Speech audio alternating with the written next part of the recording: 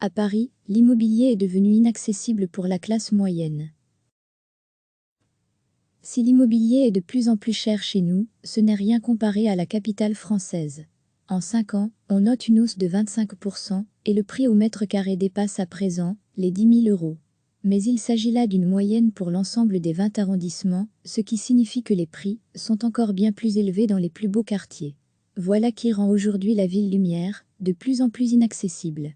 Nous avons été sonder le marché parisien. Nous commençons notre visite dans un quartier plutôt chic de Paris, où le directeur adjoint d'un cabinet immobilier, Victor Decoa, nous fait visiter un appartement à louer. Sa superficie, respectable pour le marché parisien, comporte un séjour et une cuisine avec un petit espace pour prendre un petit déjeuner, ce qui, au dire de notre expert, est très rare pour un appartement de 65 m². Nous visitons aussi sa petite salle de bain et sa chambre avec dressing. Un appartement de cette taille dans ce quartier est loué au prix de 2 300 €, charges comprises, précise Victor Decoa. S'il y a intérêt, la décision doit être prise rapidement, car ce type de bien, destiné à un couple sans enfant ou à une personne seule, est loué en une dizaine de jours.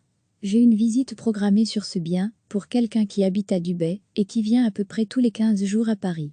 La valeur d'achat de cet appartement tourne, elle, autour des 800 000 €, soit 12 500 € le mètre carré. Comme d'autres grandes villes du monde, Paris est de plus en plus cher, avec une particularité dont il faut aussi tenir compte. Les immeubles anciens de type haussmannien sont même plus chers que les bâtiments neufs. Michel Platreau est le président de la Fédération nationale de l'immobilier du Grand Paris. Il travaille dans le secteur depuis plus de 30 ans et constate qu'acheter aujourd'hui à Paris est devenu hors d'atteinte. Quelqu'un qui gagne 10 000 € net par mois a déjà un salaire de ministre. Tout le monde ne gagne pas ça. Si cette personne n'a pas d'héritage ou d'apport financier supplémentaire et qu'il a une famille avec 3 enfants, il peut seulement s'acheter un 53 m². C'est dramatique. Plus loin, au pied de la Tour Eiffel, nous avons même trouvé un studio de 30 mètres carrés à vendre au prix de 945 000 €, soit 31 500 € le mètre carré.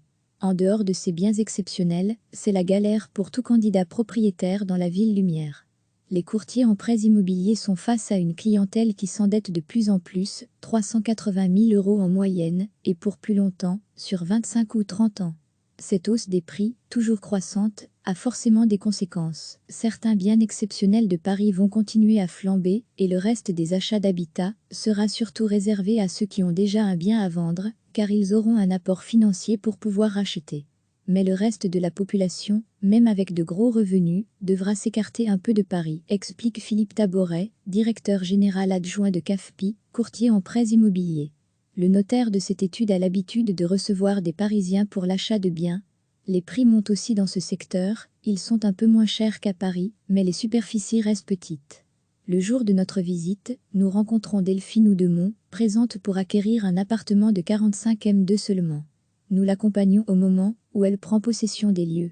Elle est ravie, mais explique qu'elle a tout de même dû adapter son projet. Ce n'est pas une vraie déception, mais ce n'était pas notre projet initial.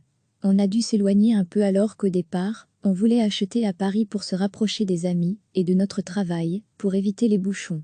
Autant d'exemples qui semblent démontrer que Paris devient un rêve de plus en plus inaccessible pour la classe moyenne, qui, comme Delphine, doit désormais se contenter de l'admirer au loin, sans plus pouvoir y habiter. Recevez chaque matin l'essentiel de l'actualité. Cliquez sur s'abonner pour recevoir les dernières nouvelles.